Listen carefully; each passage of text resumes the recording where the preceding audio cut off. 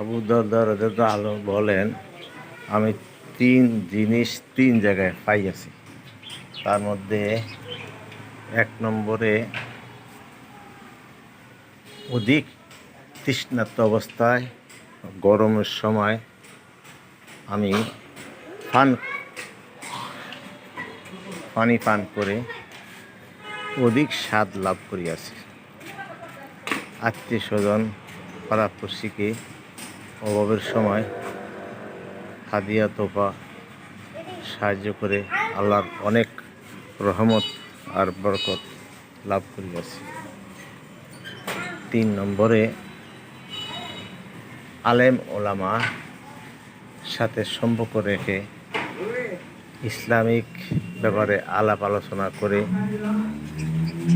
আল্লাহ রাসূলের সান্নিধ্য অর্জন করিয়া আখিরাত পরকাল সম্বন্ধে অনেক কিছু জানতে পেরেছি, যার ফলে আমার ঈমান অনেক গুণে বেড়ে গিয়েছে। তো কথাগুলো বলার উদ্দেশ্য এইটাই, আমরা যদি হাসরের, কবরের, মিজানের, পুলসিরাতের, জান্নাত জাহান্নাম পর্যন্ত যদি আমরা কামিয়াব হইতে চাই, তাহলে আমাদেরকে এই জিনিস সম্বন্ধে অবগত হইতে হবে, জানতে হবে। যে কোনো কিছু জানলে মানা যায়, আর মানলে কামিয়াবি হয়। এই জন্য আমরা সব সময়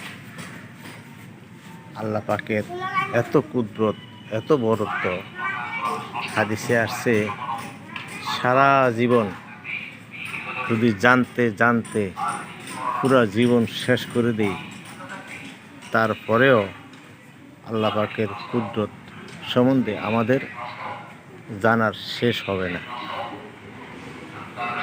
আর যারা অল্প জানিয়েই মনে করে অনেক জেনে ফেলেছি, তারা অহংকারে পড়ল, তারা শেষ পর্যন্ত কোনো কিছুই